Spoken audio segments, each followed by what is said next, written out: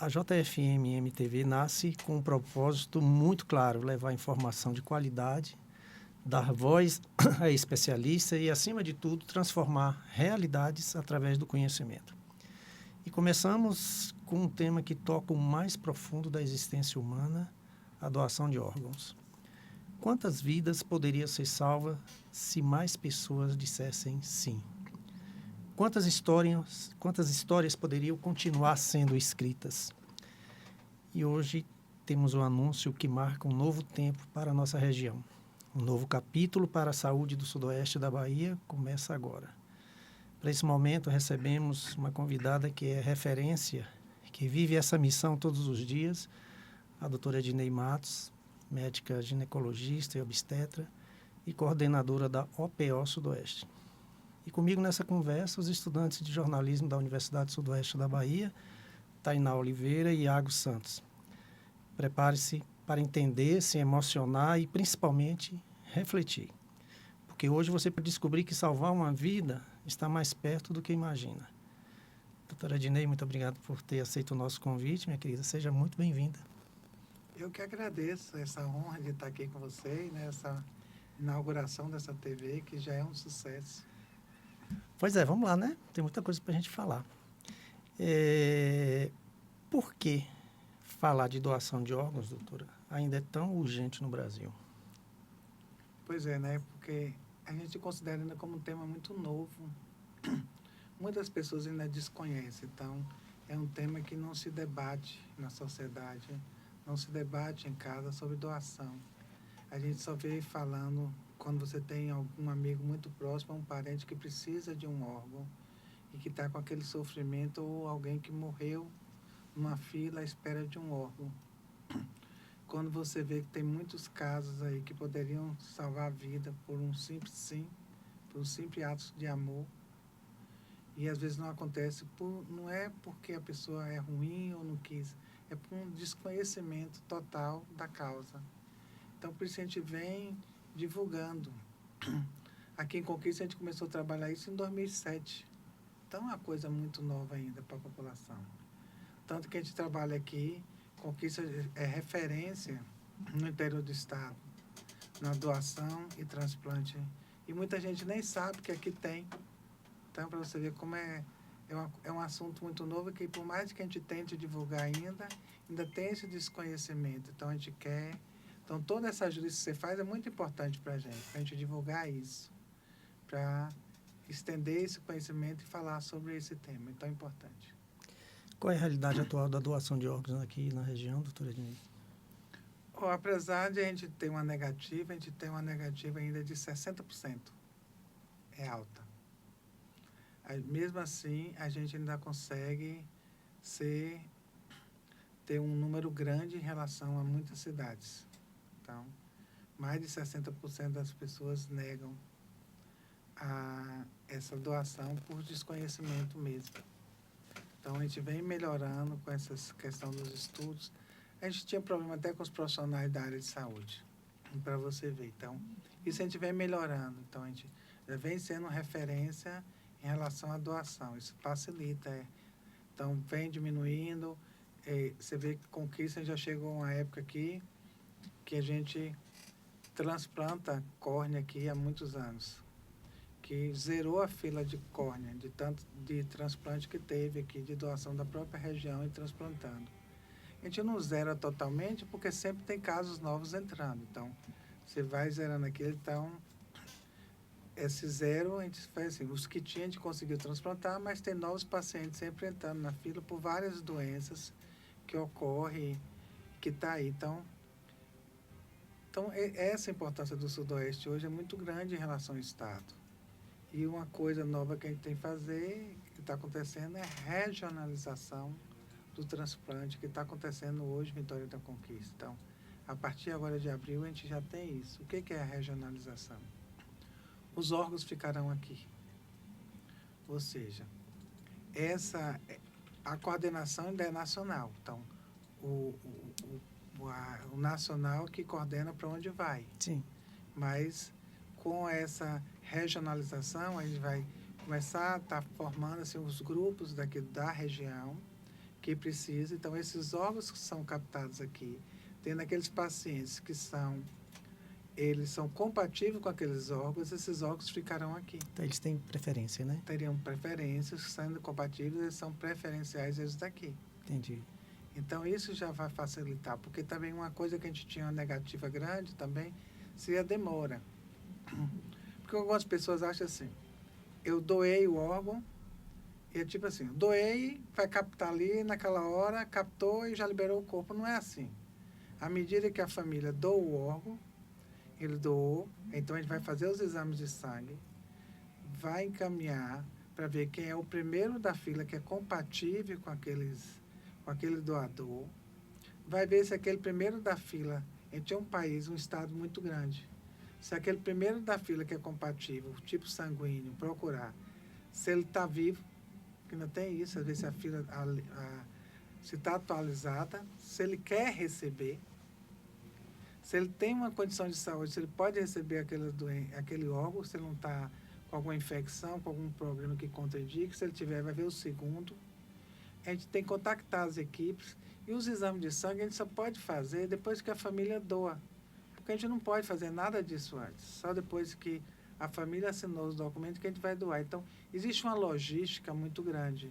Então, você tinha que mandar para a Nacional, ver isso, então, você teria que ver a equipe que viria captar. Vitória da Conquista a gente tinha um problema muito grande, que o avião nem sempre pousa aqui, tinha que ver o horário que pousa, o horário que vai sair, então demora.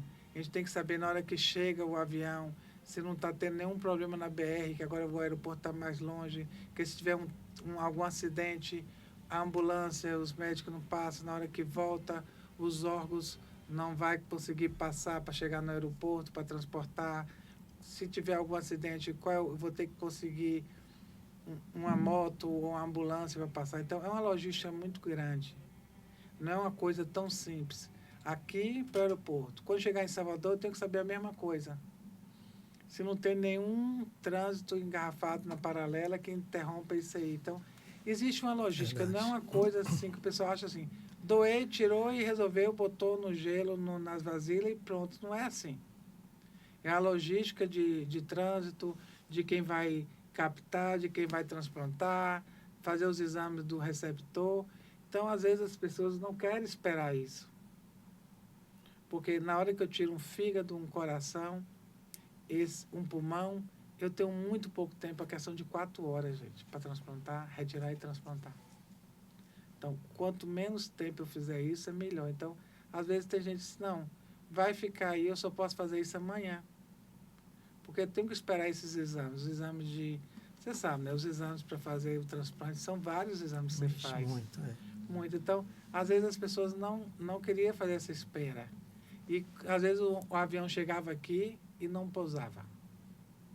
Já houve casos, não te cortando, doutor, já houve casos de perda de órgão por essa dificuldade logística? Não, acabou porque a gente não conseguiu a perda porque a família não quis esperar. Entendi. Tá entendendo? A família não quis esperar. Se vou esperar mais tempo, eu não vou esperar, então eu não vou doar. Então, para a gente não perder todos, como o fígado, você tem esse tempo, não conseguir, então pelo menos os rins, então a gente vai, porque os rins eu posso ficar até 24 horas. Sim. As córneas já tirava aqui, então a perda seria em relação a isso. Questão de logística e a família não querer esperar. Isso para a gente que trabalha com isso, gente, tem hora que a gente sofre muito, porque a gente sabe que tem alguém na fila que está morrendo se não receber aquele órgão logo. Eu não sei quem está na fila ali, o primeiro da fila, eu não sei quem é. Mas, geralmente, a gente sabe que tem alguém grave que está na UTI, que precisa, que se não receber logo um fígado, ele vai morrer. Teve uma vez um caso que me impactou muito aqui em Conquista, que tinha 2 crianças na UTI. Uma estava a gente fechando o protocolo para morte cefálica, e a outra precisava de um coração, senão ela ia morrer se não recebesse logo. Não é que aquele coração daquela ia servir para aquela criança, mas foram 2 famílias que conviveram com a mesma situação alguns dias. Quando fechou o protocolo da criança, aquela família da criança que tinha morte cefálica não doou. E convivendo com aquele sofrimento daquela outra família. Meu Então, Deus. a gente sofre também com isso, porque eu não posso forçar. A gente tem outros problemas da negativa, famílias muito grandes que não entram em acordo. Aí você fala assim, mas eu não vou doar porque eu quero que... Essa semana a gente teve... não vou doar que eu quero o corpo íntegro. Mas não vai enterrar? Mas só que na hora eu não posso. Se eu chegar, vou ser cruel chegar na família e falar assim na hora, mas não vai enterrar? Como é que o corpo vai íntegro? Infelizmente eu não posso dizer isso, que eu tenho que ter um respeito à família. Sim. Eu não posso dizer, você tem certeza que é isso? A gente tem que respeitar a família, mas a gente sofre muito. Por for questão da questão, é o espírito, né? O corpo está ali, a terra sem terra, então não tem. Sim. Ficar. Então, essa questão do corpo íntegro, a questão de religiões, dizer que não vai fazer isso, não. É a questão de religiões, a gente não tem tido problema. Sim. Tem a questão, a espera, o não acordo entre as famílias, não, que eu quero me enterrar logo, eu não quero ficar aqui esperando, por incrível que pareça isso, eu quero o corpo íntegro, a família não entra em acordo. A gente já teve problema antes que achava que era comércio, a gente já viu que não existe essa questão do comércio, achava que a gente ganhava, que existia o comércio de órgãos, já está provado que isso não existe. Não existe preferência de você ser rico, milionário, e você não ter, ser um morador de rua, você está na fila, é você que está na fila e vai lá. Existe a questão hoje o seguinte, em alguns casos do pulmão, do fígado e do coração, que se você pode se inscrever hoje e vencer o primeiro da fila, porque se você tem uns exames que você faz, se você tiver um risco de morte iminente, você vai primeiro da fila. Já o rim, não. Você vai ver que gente tem vários anos de fila. E eu conheço gente que está na fila também e que chega na hora, chegou a sua vez, está aqui, você é compatível, e aí? A pessoa fala assim, eu não quero, eu estou com medo. Acontece. Eu conheço alguns, chegou na hora e depois se arrependeu, mas na hora ele falou, ok, você também não pode forçar a pessoa. E às vezes também tem gente que fala que, como você falou, existe um respeito, porque a gente só faz os exames depois que tem a doação. Alguns casos, às vezes, depois que a família doa, existe algum exame que contraindicou que a gente faça a captação. Mas por respeito àquele corpo, à família, a gente não diz que teve alguma coisa que contraindicou a doação. A gente fala, às vezes a gente passa por ruim. A gente não tem equipe, houve um problema de logística, não vai poder captar, por um respeito até. E não diz, tem uma doença, tem um problema que não vai poder fazer essa captação. E a gente passa por ruim.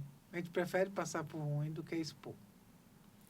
Existe muita diferença entre o interior e os grandes centros nesse cenário?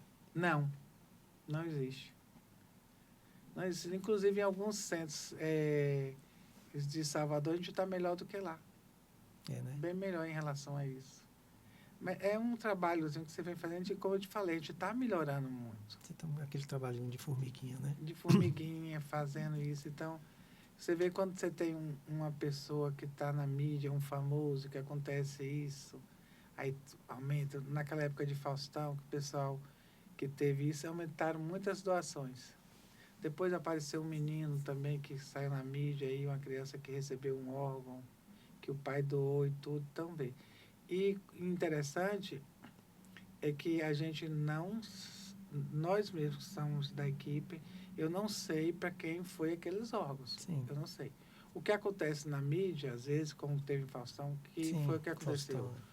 O hospital que o rapaz foi a óbito e que doou, teve um óbito naquele dia, e Faustão estava no hospital e foi o receptor. Tipo assim, foi uma coincidência? Foi uma coincidência.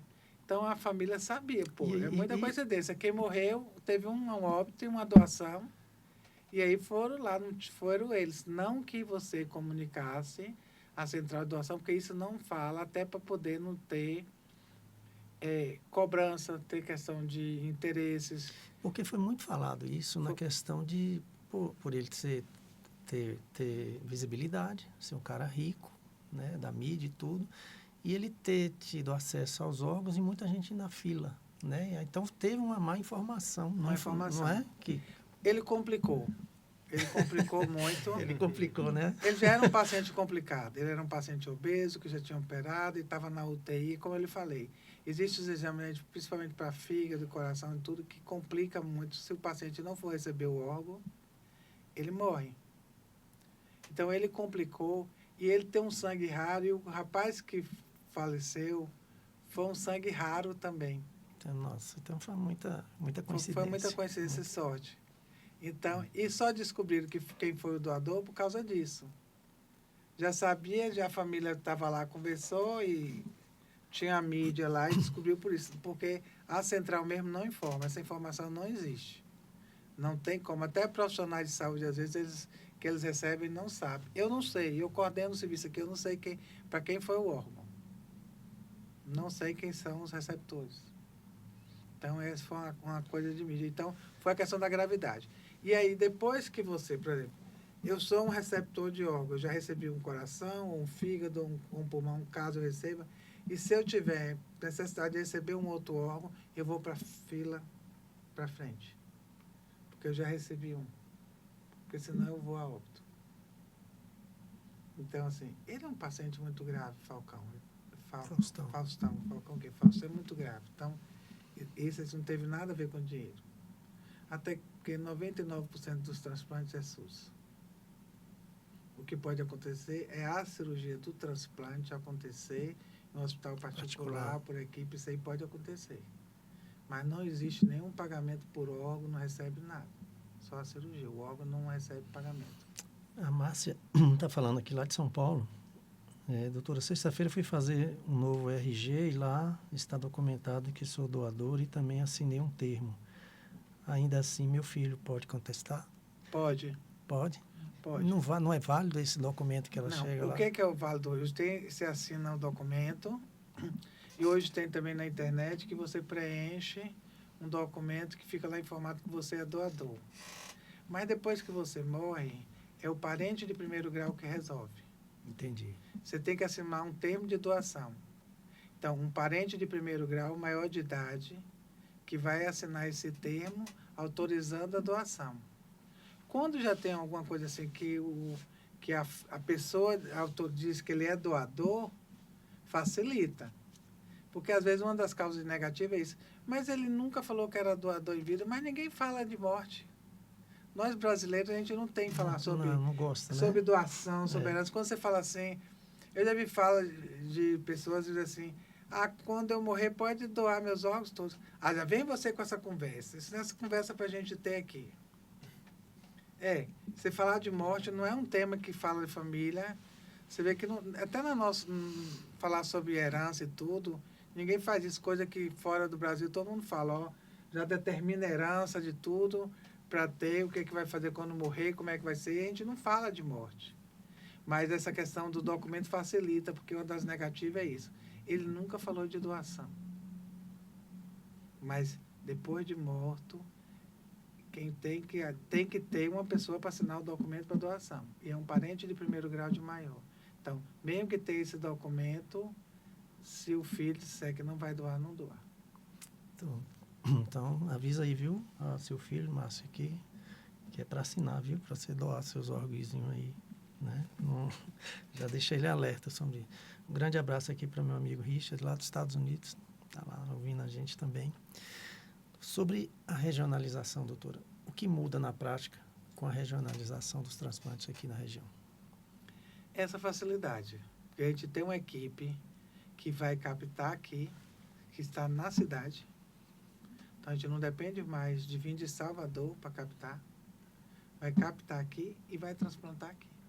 Então, já pode dizer que hoje é uma realidade consolidada na região? Consolidada. Então, hoje a gente já capta aqui, já transplanta rim e fígado. Já teve agora, né? Já teve passada, agora. O primeiro do interior. O primeiro transplante de fígado do interior da Bahia foi realizado com sucesso, já teve alta. Na Santa Casa, você até mandou o vídeo aqui na Santa Casa, né? Foi, mandei na Santa Casa, que esses transplantes serão realizados na Santa Casa. O transplante renal já vinha sendo realizado no IBR ficou um tempo fazendo o transplante renal e agora está sendo na Santa Casa. Eles já realizaram 16 transplantes renal intervivos e agora com a regionalização vai fazer tanto intervivos quanto de morte encefálica. Entendi. O que precisa acontecer para que esses transplantes ocorram localmente? Ter doadores. Né? E o problema está aí, né? E que já estão, como já saiu a regionalização, já estão cadastrando cadastrando já todos esses pacientes. Então, a equipe a gente já tem. O que era mais difícil era isso. Era oficializar o Ministério da Saúde, já fez tudo isso aí, tá? Então, a gente já tem aqui. Quem vai continuar administrando, quem vai receber e tudo, não somos nós. Continua a Central Única que faz isso aí. Que administra quem vai receber, tudo isso, essa documentação a gente manda para a COSET, que é a Central Estadual de Transplante, e lá ele determina. Mas determinando, tendo essa fila aqui, se o recente tem um receptor aqui compatível, vai para aqui. Se não tem, vai para fora. Como a gente está tendo também, pulmão a gente não tem no estado ainda, quem faz. Então, às vezes a gente libera, então vem aqui captar e vai para outro estado. Entendi. Coração está começando, voltou a ter de novo no Ananeri. Então, foi para o Ananeri. Então, às vezes, como a gente fala essa logística também, teve recente aqui a doação de menino novo, que cada órgão foi para um estado. Então, para você ver como é que ficou assim. Então, você imagina essa logística louca que a gente tem que fazer aqui. Mas a gente tem uma ajuda muito grande. A Polícia Militar, as Forças Aéreas ajudam a gente. A Polícia Rodoviária Federal mesmo ajudou, que a gente precisava chegar 4 horas no aeroporto. Tirou o primeiro coração, tinha que chegar logo no aeroporto. A Polícia Rodoviária Federal deu o respaldo para a gente, para levar esses órgãos para lá. Então, é muita gente ajudando. Sim. Então, tudo dá certo. E tem que ter, né, doutor? Tem, é muita doação. Tem essa todo mundo ajuda isso aí, toda essa questão de ajuda. Com relação a esse tanto de transplante foi dividido, vão tudo para Salvador e lá distribui? Não, só tinha várias aeronaves aqui que vieram buscar? Vários foram aeronaves diferentes. Que legal. Que foram para lugares diferentes. Entendi. Então, foi distribuído daqui mesmo. Daqui mesmo foi distribuído. Assim, já veio a determinação da Central Estadual para onde é que ia. Sim. A gente já encaminhou o sangue, os exames, tudo. De lá, a Central Estadual já foi distribuído para onde iria esse coração, para onde ia o pulmão, e já vai determinado. Porque como não faz aqui, foi assim. Eu vou passar o comando para Iago aí, para as perguntas. Muito boa noite para nossos ouvintes. Aqui quem fala é Iago Santos. Para recapitular para quem está chegando agora, estamos conversando aqui com a doutora Ednei, e ela que trabalha no OPO do Sudoeste da Bahia e trabalha nessa área de transplante de órgãos, correto? Ednei, eu tenho uma relação de algumas perguntas, mas eu vou dar uma saidinha só para tirar algumas dúvidas, que enquanto a senhora falava, a senhora falou sobre a questão que um dos fatores que faz com que as pessoas não queiram doar é a questão do tempo, né? Pode usar sobre a questão da demora e tal. Então, só para começar, eu gostaria de saber, assim, para informar também os nossos ouvintes, quanto tempo leva essa questão dessa captação dos órgãos? Porque é o seguinte, olha o tempo como é que é. Primeira coisa, a gente chega um paciente que tem uma suspeita de morte encefálica. A gente avisa a família que tem uma suspeita e que vai fazer os exames para ver se está morto ou não. Isso aí já é... Às vezes, quando a gente fala para a família que tem uma suspeita, alguns entendem que está morto. Não é. Porque, às vezes, você tem que ter os exames que são feitos por 3 médicos diferentes. Se esses 3 médicos não entrarem em acordo, não se fecha esse protocolo de morte encefálica. Certo? Então, a gente chama aborta. Que, às vezes, são conversas que você vê. Disse que estava com morte encefálica e não estava. Não é. Porque quando a família está, ela entende que você fala que vai fazer o teste para morte encefálica, já entende como morte. Aí já é Então, às vezes, você aborta quando os 3 médicos não entraram em acordo.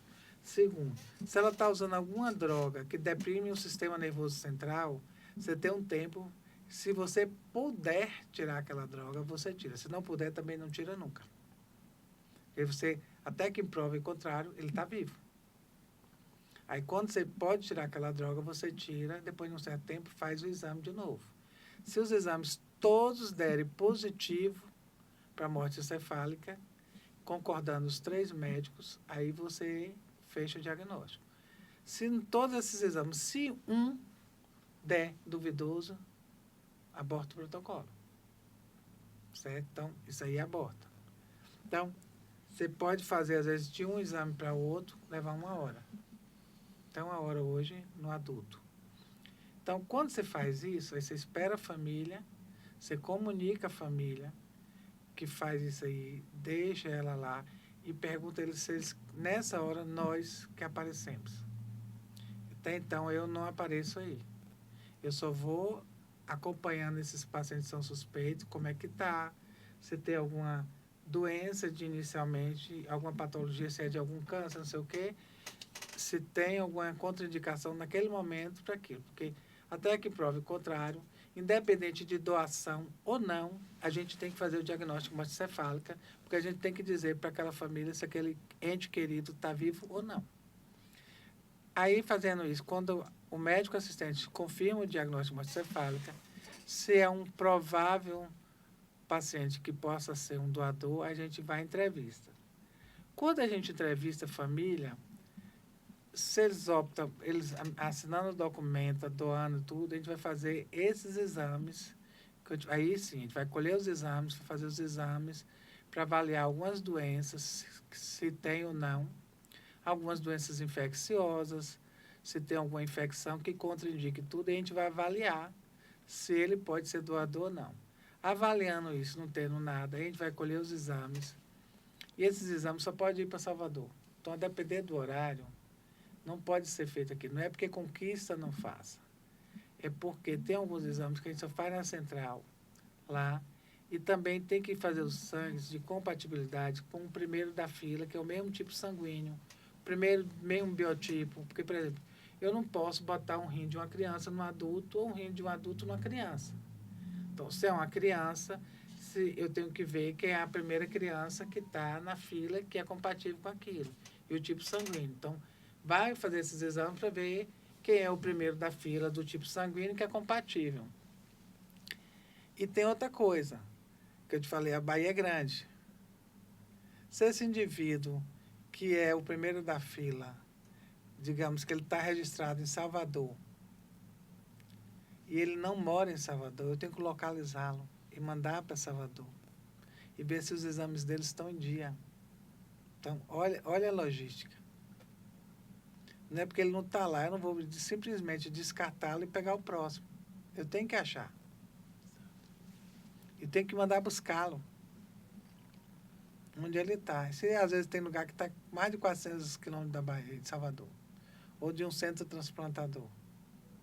Então, eu tenho que mandar buscar, fazer os exames, ver o exame de compatibilidade. Então, geralmente, a gente manda mais de um. Então, imagine, vem mais de um para poder fazer esses exames. Os da fila, que são o mesmo tipo sanguíneo, para fazer esses testes. Então, fazendo esses testes, tem uns outros testes que tem, aí você vai ver o de rim, de fígado, que tem. Então, você faz esses testes, aí você vai ver a equipe que vai captar, o espaço aéreo que a gente tinha antigamente, qual era o horário que eu vou captar. Na hora que eu vou captar aqui, a equipe já vai estar e o receptor já vai estar internado, e a equipe que vai transplantar já vai estar lá sabendo que eu vou, na hora que eu comecei a captar lá, já vai estar todo mundo no hospital lá. E o espaço aéreo. Então, essa logística tem que estar toda pronta. Então, às vezes, eu levo até mais do que 24 horas. Às vezes, eu consigo isso em 8, 10 horas. Está entendendo?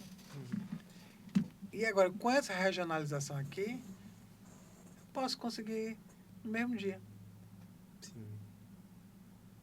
Posso conseguir em 6 horas, 8 horas.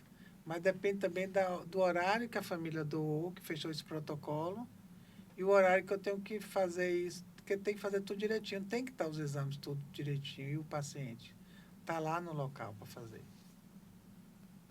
E como eu te falei, tem hora que a gente manda buscar o primeiro da fila e chega na hora, eu não quero, estou com medo. Já aconteceu isso várias vezes, eu vejo hoje o outro. E eu já tive... Então, você vai fazer. Eu já tive caso uma vez, e nessa época eu era captadora. Hoje eu sou organismo, porque se eu estou na fase, assim, cada equipe eu não posso captar mais hoje, porque eu estou na coordenação e eu participo da parte do diagnóstico, então eu não posso mais captar. Então, eu estou captando, eu com a equipe, a gente está captando, e a pessoa que doou começou a fazer um escândalo no hospital, dizendo que não queria mais doar. E a gente teve que abortar. Então, olha a lógica que tem. Então, a gente fala às vezes que assim, pode ser que a gente libere o corpo com 24 horas e pode ser que não.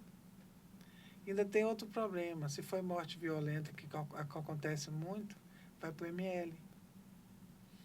Quando o corpo chega às 6 horas da noite, que até cirurgia, uma cirurgia de tarde termina às 6 horas da noite, o IML só libera no outro dia. A gente já consegue uma coisa muito boa aqui que a gente consegue, que os colegas liberem logo. Eles geralmente liberam esses pacientes, esses corpos, mas já facilita. Mas tem isso, então a gente não pode prometer, porque se tiver algum problema,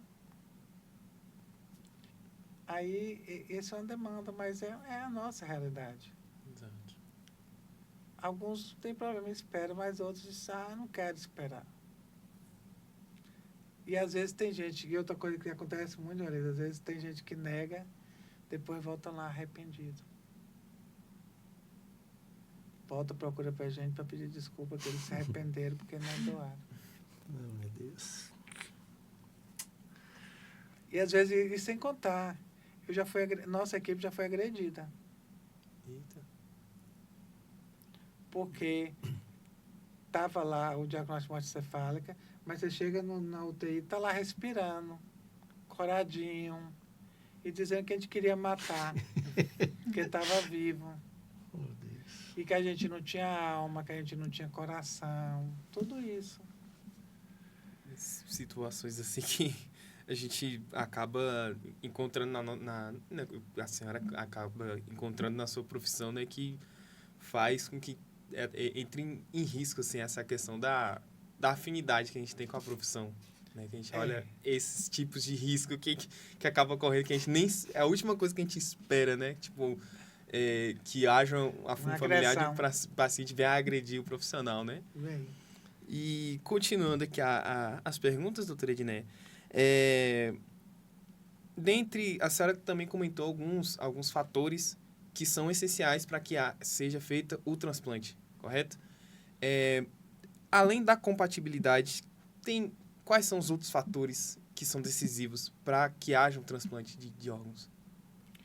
Não, compatibilidade é isso. É o mesmo, né? Compatibilidade é aquela pessoa querer. Tá entendendo? A pessoa Sim. querer, porque às vezes, como eu te falei, tem lá ele querer receber o órgão, senão a gente passa por outro, porque geralmente o outro quer. Tem gente, o de fígado nem tem essa opção. Isso acontece muitas vezes. Em córnea, ele pode esperar, não quero agora, de rim, mas o de fígado, de coração, ele não, e pulmão não tem essa opção. Se não receber, ele vai morrer. Então, essa chance ele não tem.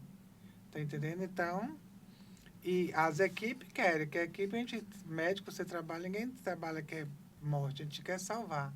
Então, a morte para a gente também é uma frustração, não é uma coisa boa. É uma sensação de incompetência, não deixa de ser. Então, e é muito gratificante quando a gente vê as pessoas que recebem, a gente geralmente leva, a gente faz trabalho em algumas faculdades, escola também, que a gente faz a palestra, depois leva alguém que foi transplantado para ele dar o depoimento, falar alguma coisa. Exato. Doutora, a gente sabe que também há uma lista de espera, correto? A senhora pode explicar um pouco como funciona essa lista de espera? Como pode chegar, vamos supor, chega a vez de um outro paciente receber um órgão? Como é definida essa... A senhora já comentou um pouco sobre como é definida a prioridade. Mas você pode falar um pouco mais sobre como funciona essa fila de espera? Todos os médicos que trabalham com esses tipos, com essas especialidades, né? O oftalmologista, o pneumologista, o cardiologista, o nefrologista, todos. Você pode fazer transplante de tudo, de pele, de osso, de tudo. Então, qualquer um, mas principalmente esses órgãos principais, o próprio médico dele escreve. Primeiro ele tem que querer se inscrever, porque tem gente que não quer. Como eu te falei, tem algumas religiões que eles aceitam doar, mas eles não aceitam fazer o transplante, porque em fazer o transplante exige em alguns órgãos que você vai ter que fazer transfusão sanguínea. Então, eles doam, mas não aceitam fazer o transplante. Então, isso aí é uma coisa de respeito, a gente não é nossa questão aí resolver isso aqui agora. Mas ele é inscrito nessa fila. E aquela pessoa que é inscrito, o médico e ele sabem qual é a posição dele na fila. Então, ele já sabe, ele acompanha como é que ele está. E ele escolhe onde ele quer. Você não pode se criar. Eu vou me inscrever aqui em Conquista, em Salvador, em São Paulo, em BH. Isso não pode. Você tem que escolher um local. Você tem que escolher um local para se inscrever. Não dá para você se inscrever na Bahia de pulmão, porque não tem transplante de pulmão, não está tendo. Aí, geralmente, a gente encaminha para outro local. Mas o próprio médico que acompanha faz isso. E hoje, além disso, como a gente está aqui, a gente tem tentado e botar para os próprios ambulatórios para identificar esses pacientes que são passíveis de ir para a fila de transplante, principalmente os hepáticos, né, que estão nas unidades para poder encaminhar para o São Vicente hoje, que você tem uma demanda hoje para ir, que eles podem ir lá por demanda espontânea. Não precisa você fazer o encaminhamento. Ele sendo lá, ele é atendido. Esses pacientes que fazem isso, tanto que estão... Qualquer dessas patologias hepática e renal pode ir lá hoje que é atendido. Então, não tem tanta burocracia para fazer isso. Então, ele tem que querer e ele, chegando lá, ele está feito na lista. Ou, por exemplo, ele está inscrito em São Paulo, em BH. Não, eu quero sair de lá e quero vir, já que tem aqui, eu quero ficar na fila daqui de Vitória da Conquista. Ele pode fazer isso. Muito bom. E assim, já aproveitando que a gente está no assunto da lista, quem é que gerencia essa lista? É o local, regional? Não. É nacional. Nacional. Ponto. Essa lista fica em Brasília. É nacional. Certo. E só para eu encerrar minha parte, uma que a senhora comentou sobre a questão dos órgãos, de certos transplantes não são feitos aqui na Bahia, são feitos em outros cantos. A senhora pode me dizer quais transplantes são feitos aqui na Bahia? Rim, fígado, córnea, certo? Pele você faz, osso você faz, você pode fazer, se você for ver, cabelo é um transplante, certo? Agora, o que a gente começou a fazer já de coração, voltou de novo, coração, mas pulmão não está fazendo. Fez e não fazia, estava voltando a fazer. Pâncreas também não faz, pâncreas e intestino não está fazendo. Mas isso é uma questão que futuramente a gente possa fazer. Não é porque não tenha profissionais habilitados, são questões burocráticas. Entendo. Mas aos poucos a gente vai Deus melhorando, vai né? melhorando. Com vai. certeza. Pronto. Aqui eu encerro minha participação e vou passar a palavra para agora minha colega Tainá Oliveira. Boa noite, ouvintes. É um prazer tê-los aqui conosco. E é um prazer ter você também, a doutora Ednei Matos. Bom, doutora, para começar, o que significa para o paciente poder fazer o transplante perto de casa? Qualidade. Sim. Qualidade. Imagina que porque você fazer um transplante, você tem que ficar... Você está com sua família ali de perto. Você não vai sair para aqui. Então, tem quem lhe acompanha. E, às vezes, tem alguns casos que demora. Imagina você ficar longe de sua casa. E ali você tem um aconchego, acompanhamento e tudo isso. Então, melhora em tudo, né? Você não está viajando, você é um paciente que está frágil, bem susceptível. Então, você está perto de casa, isso já facilita muito.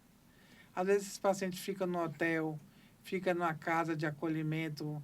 Quando é uma pessoa que tem um poder aquisitivo melhor, fica em um hotel e tudo, mas, às vezes, a depender, mesmo que você fica no hotel, você está num ambiente frio. Não é seu, né? Não é seu. Você ficar em casa é outra coisa. você já está susceptível, você já está frágil, ainda está longe de casa, isso atrapalha, às vezes, até o tratamento, sabe? Então, você está junto dos seus entes queridos, isso é muito bom. Sim. E hoje aqui, como funciona o trabalho da OPO Sudoeste? Pois é, a OPO, a gente fica, é um gerenciamento, né? Então, a gente fica para identificar esses casos de morte encefálica, esses prováveis doadores. Depois que tem de identificar, ficar acompanhando. Sim. Nós fazemos as entrevistas, nós ajudamos essas unidades hospitalares fora do base, como é que eles fazem, como é que esse protocolo todo para encaminhar essas doações, porque tem uma burocracia muito grande. Então, seria um gerenciamento que a gente faz e uma capacitação diária em relação a isso, a todos os profissionais, e cursos diários de todos os envolvidos. Porque, assim, não é um serviço que não existe ninguém especial. A questão do transplante, a captação, são equipes. Não existe assim. O médico é mais importante, o enfermeiro, o técnico, o assistente social. Se não funcionar tudo bonitinho, o motorista, tá entendendo? O maqueiro. Se não funcionar tudo bonitinho, não vai. É uma equipe. Sim. E tudo funciona direitinho. Então, existe uma capacitação contínua. Então, a gente faz esse gerenciamento para que tudo funcione direito. Nessa logística, na realização de tudo e nessa capacitação. Doutor, te cortando, Tainá, a senhora falando dessas dificuldades da sua equipe, acho que um profissional que é extremamente fundamental nesse trabalho é o psicólogo, né, doutor? E a gente não tem. E não tem, porque Não tem. O convencimento, né, a questão de você convencer, né, preparar essa pessoa para receber, para esse paciente que chegou e não, estou com medo. Se ele tivesse uma preparação psicológica, ele teria talvez aceito, né? A gente tem um psicólogo das UTIs que ajuda muita gente, mas nossa equipe mesmo não tem. Até a gente também precisa. Não, isso é verdade. Eu estou lhe falando que às vezes tem hora que... a gente, não é fácil, não é isso aí. Não é fácil, não. A gente quer mãe tudo, às vezes quando pega assim, uma criança, um adolescente que é da idade de filho da gente, tem gente baqueia, viu? A gente não é fácil. Vocês acabam absorvendo, Absorve né? muito. Né? Absorve. Mas assim, é uma equipe. Não tem ninguém mais importante na equipe. Se tudo não funcionar direitinho, não vai nada, não funciona nada. Não vai nada para frente. Doutora, qual o caminho desde a identificação de um possível doador até o transplante?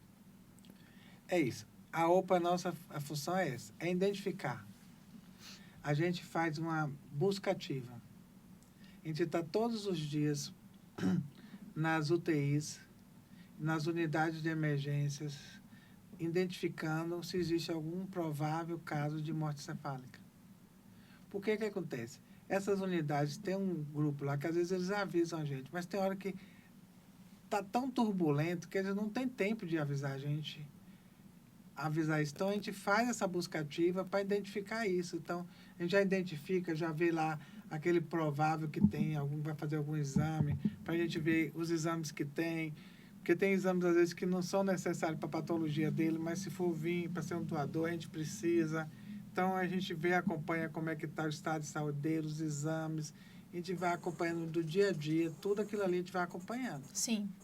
E, como eu te falei, independente, porque também a gente, como OPA, a gente acompanha esses protocolos, porque o diagnóstico de morte encefálica não tem nada a ver com doação. A gente acompanha aqueles pacientes que têm um câncer invasivo, que têm uma infecção, que tem tudo, porque a gente tem a obrigação de dar o diagnóstico de morte encefálica. Não tem nada a ver com doação. Porque a gente tem que dizer, eu estou com o paciente aqui que está vivo ou não. Então, a gente faz essa busca ativa e a gente tem que também participar disso, fazer isso aí. Então a gente fica acompanhando para ver como é que está. Porque existe a gente chama um alerta doador. O que é o alerta doador? Se existe um provável diagnóstico de morte encefálica, eu tenho esse alerta que eu fico acompanhando aquilo ali. Porque quando acontece, às vezes, que eu estou te falando, tem um paciente muito grave. Eu sei que tem um paciente de um tipo sanguíneo que tem, se ele não receber um órgão logo, ele vai morrer. Eu tenho um provável diagnóstico ali, eu fico acompanhando. Sim. Claro que eu vou acompanhando, eu não vou dizer para a família, se tiver um protocolo fechado, eu falo, olha, e aí você não vai doar, não? Eu estou com o paciente, se não receber esse órgão, vai morrer. Eu não posso falar isso. Claro que eu teria vontade de falar isso. Eu seria muito Insensível, né? se eu não dissesse, se Sim. vontade eu tenho, né? É. Mas a gente fica ali, pensa direitinho, a gente está aqui, ó, quantas pessoas estão morrendo, porque a fila, ela tem, a tanto de gente que morre porque não recebe um órgão é muito grande. A fila, ela, às vezes você pensa que está contínua, né? Não, porque ela toda hora está entrando gente, mas está morrendo muita gente. Então você acha que a fila está diminuindo, às vezes está mantendo estável. Não, está entrando muita gente está morrendo porque não recebeu um órgão, porque alguém não disse sim. Verdade. Qual tempo em média leva para todo esse processo? Esse eu te falei, pode levar até 48 horas. 48 horas. Quais órgãos podem ser doados atualmente na nossa região? Não, doar, você pode doar tudo, porque o que não tiver para transplantar aqui, eu mando para outro estado. Sim. A gente fala, abre o leque, ó, eu tenho isso aqui, a lista é nacional. Então, eu tenho um coração, eu tenho isso aqui, eu não, no meu estado não transplanta coração, não está transplantando pulmão, ou eu não tenho um receptor compatível com esse órgão, quem quer? Nossa. Aí a gente abre o nacional. Então, às vezes eu já tive caso aqui, como eu te falei, teve recente aqui, foram 4 aeronaves aqui, cada um para um estado. A gente fica doidinho, mas resolve. Doutora, para encerrar minha fala e minhas perguntas também, existem estruturas hospitalar suficiente hoje para esses procedimentos? Tem, Quais? todos. Você Entende? pode especificar? Não, para captar, todos têm. Para transplantar, também. A gente só precisa de equipe estruturada para fazer isso. Porque existe uma questão de custos muito altos. Então, hospital particular para fazer transplante, hoje é complicado porque é o SUS para fazer. Então, existe uma tabela, se o paciente ficar 10 dias e um mês, é a mesma tabela. Então, para um hospital particular, isso é meio ainda complicado. Então, você consegue isso num hospital filantrópico ligado ao SUS, você não consegue fazer. O hospital particular não sobrevive. Sim. Meu muito obrigada. Nada. Doutora, tem uma pergunta bem interessante aqui. Eu sou portador do mieloma múltiplo e eu não posso doar, a não ser a córnea, né? É possível ser doador mesmo tendo doença? Sim. Eu não posso, né? Mas qualquer doença, tipo assim, a minha doença é hematológica, né? Eu tenho um câncer hematológico, então eu não posso doar. Então, qual tipo de doença que o paciente tem, uma pessoa tem, que não pode doar? Alguns cânceres invasivos você não pode doar, né? O hematológico, como eu falei, né? Você Sim. não pode. Então, assim, por exemplo, o paciente tem uma hepatite C, uma hepatite B.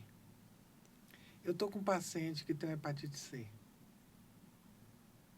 Ele, um óbito, uma hepatite C. Eu tenho um na fila que está morrendo, tem uma hepatite C. Ele está com fígado e está morrendo e tem um cara que transplantou. Aí o que acontece? Eu não posso transplantar. Se ele tem uma hepatite C, a equipe que vai captar, aceita captar. A equipe que vai transplantar, aceita transplantar essa hepatite C. E esse indivíduo que vai receber, que tem hepatite C, aceita receber. Entendi. Compatível, né? Ele também tem. Porque ele está ali, é o que ele arranjou naquela hora. Então, pode acontecer isso. Então, não é totalmente contraindicado. é o que eu tenho naquela hora que ele quer. Então, isso é um acordo aí com as equipes. Entendi. Entendeu? Então, ó, tem tipo de câncer que realmente você não pode fazer nada, porque você não vai. Algumas doenças, por exemplo, um paciente com a infecção, com a sepse, não pode. Sim. Porque você vai botar um indivíduo que ele vai entrar com imunossupressor, não tem como. Não sei se a senhora viu lá no Rio de Janeiro aquele paciente que recebeu a doação e os órgãos estavam tudo com HIV. Você soube, né? O problema foi o laboratório, né? Nossa, imagine, eu fiquei imaginando como é que fica esse paciente. Imagina a cabeça dele. Né? Ele recebeu os órgãos, luta a vida toda ali, batalhando para conseguir esses órgãos, recebe os órgãos, tenta, vida nova, chega lá e está com HIV. A questão ali, pois é, um negócio mal contado, assim, porque geralmente quem faz as coisas são laboratórios públicos, né? Pois é. E foi o privado. Até hoje eu não entendi aquilo Pois é, ali. a gente está falando da doença, eu lembrei desse caso, né? Imagina a cabeça desse pessoal. Acho que foram 6 ou 5, né? Que me parece que eles receberam órgãos todos com problema. Doação é um mito, né, doutor? Existe algum mito sobre doação que ainda precisa ser quebrado? Essa questão do corpo íntegro. Tem muito a ver com religião ou não? Não. Não, né? Não. Quer dizer que vai voltar com o corpo íntegro. Como é que você... Então não vai Porque enterrar, tem vai aquela- embalsamar e deixar na redoma de vidro, né? Pois é, tem aquela questão também cultural que a pessoa não tem que ser inteirinho, não pode tirar nada. Olha, né? quando você a gente retira os órgãos, ninguém sabe, você não tem como saber. A gente já teve casos que uma família uma vez doou e pediu que não queria que ninguém soubesse que foi feita a doação. Não tem como saber, só se você falar. Porque os olhos vai tirar a córnea, você não tem como saber que os olhos são fechados direitinho. A cirurgia é feita no centro cirúrgico, você faz a cirurgia e fecha tudo o córnea, então não tem como você saber que foi feito. O corpo está ali normalzinho. O corpo está íntegro, normal. Então, a doação você entrega, existe um respeito muito grande. Existe um respeito pela família e por aquele corpo daquele indivíduo que fez a doação. É um respeito que a gente tem, assim, muito grande. E entrega íntegro. Então, a gente faz aquilo ali, a gente só acaba depois que entrega a família. Então, a gente não faz lá, tipo, lá abandonou e largou lá no centro cirúrgico. Nós, da OP mesmo, só sai mesmo depois que faz tudo. Então, você não tem como nem a córnea perceber que foi retirado. Aqui eu tenho assunto aqui para 2 podcasts. 2 programas aqui que tem muita coisa. Eu estou pulando aqui, né? Eu fiz uma seleção de perguntas aqui, mas não dá tempo para perguntar. E muita coisa interessante. Para finalizar, doutora, olhando para o futuro, o que ainda precisa acontecer para que a nossa região se torne referência em transplante? A gente já deu um passo grande com essa regionalização. A gente já é referência há algum tempo. Que maravilha, hein? A gente é referência, como eu falei, em a questão de córnea mesmo há muito tempo, de captação, a gente sempre foi, porque a gente só tem um centro aqui. Basta lhe dizer que aqui em Conquista, desde 2007, é a mesma equipe. O estado muda sempre, a gente é a mesma equipe de 2007. Em Salvador, lá as unidades das OPA é um médico e um enfermeiro por dia. Aqui é um médico e 2 enfermeiros 7 dias por semana, 24 horas. Maravilha. E a gente consegue superar eles por número. E assim, a regionalização, tendo esses médicos captadores e transplantadores aqui, isso é um passo muito grande para a gente.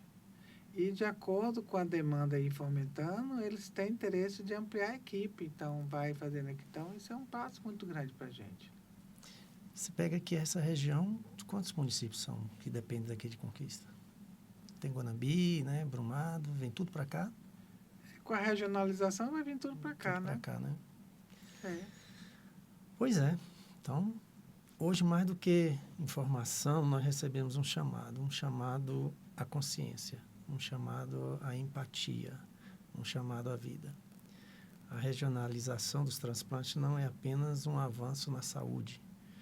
É a chance de milhares de famílias continuarem suas histórias e talvez a próxima vida salva.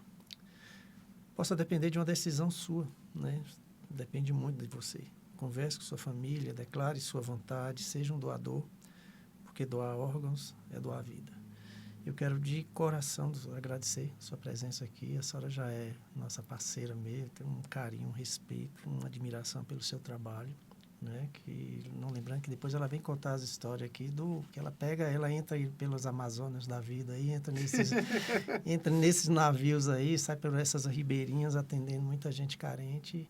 Ela é uma luz, a senhora é muito abençoada. Deus continua te abençoando.